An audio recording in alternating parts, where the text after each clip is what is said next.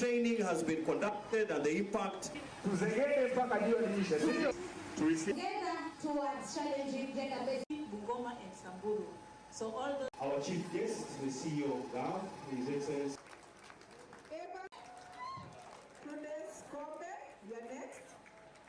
Certificate chapewa na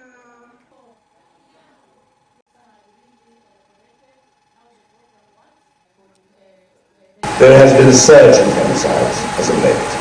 There were 97 cases reported only in the last 3 months, according to the Kenyan Police Force. The femicide cases illustrate the need to take the work to LGBT to a completely different level. Baadhi ya shida ama hili janga la gender based violence kutokea mara nyingi hata kwa watu ambao wanajuana.